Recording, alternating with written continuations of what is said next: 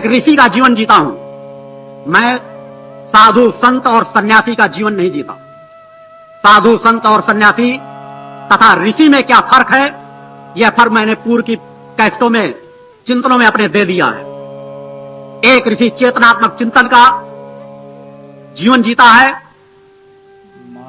एक ऋषि खुद अपना मार्ग प्रशस्त करता है। एक ऋषि कभी कहानी, किस्सों और उन रूढ़वादी परंपराओं के पीछे नहीं भागता जो मानवता को पतन की ओर ले जाती है।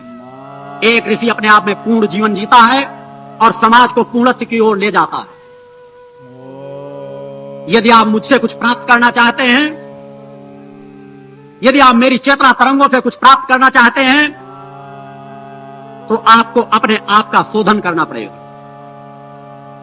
अपने आप पर विजय प्राप्त करनी होगी। मेरे द्वारा वह मार्ग बतलाया जाता है। मैंने कभी अपने जीवन में एक पल भी निरर्थकता का जीवन नहीं जिया, एक पल भी अकर्मण्यता का जीवन नहीं जिया। बचपन से लेकर आज तक मैं सदैव एक कर्मवान बन करके मैंने जीवन जिया है। एक साधक के रूप में मैंने जीवन जिया है। उन साधनाओं के बीच में जो भी उतार चढ़ाव आते हैं, उन उतार चढ़ावों को हर दृष्टिकोण से मैंने अपने शरीर में समाहित किया है। समाज में फैली हुई नाना प्रकार की भ्रांतियां कि आपकी कथाएं आपका कल्याण कर देंगी, कथावाचक आपका कल्याण कर देंगे, ऐसा संभव नहीं। अलौकिक खजाना आपके शरीर के अंदर समाहित है। आप बाहर उसे खोजते हैं, वह सब कुछ आपके अंदर समाहित है। और जब आपके अंदर समाहित है तो आपको मिल क्यों नहीं पा रहा? क्योंकि आप पराधीन हैं, और पराधीन कभी स्वप्न में भी सुखी नहीं रहता। आपको लगेगा कि हम पराधीन कैसे हैं। आप भौतिकता की पराधीनता को तो समझ लेते हैं। आप किसी के यहां नौकरी कर रहे हैं, किसी की गुलामी कर रहे हैं, आपको वो पराधीनता तो नजर आ जाती है। उस पराधीनता के खिलाफ तो आप विद्रोह कर उठते हैं।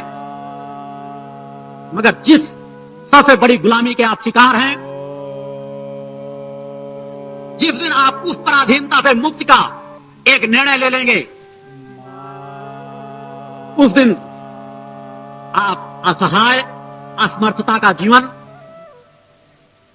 एक पल के लिए भी नहीं जिएंगे। जिस तरह आपका गुरु कहता है कि मेरे जीवन में किसी भी क्षेत्र में असहायता, असमर्थता जैसे शब्द भी मेरी डिक्शनरी में नहीं है। आप अलौकिक क्षमताओं से परिपूर्ण हैं, उन्हें खोजने का प्रयास करें। और यह सौभाग्य के क्षण आप लोगों को प्राप्त हुए। यदि आप इस दिव्य स्थली पर प्रयास करें, अपने एक एक पल को सार्थक बनाने का प्रयास करें, तो जो सालों में नहीं कर सकते, वह यह 3 दिन ही आपको बहुत कुछ आगे खींच करके ले जाता है। भगवान की जय।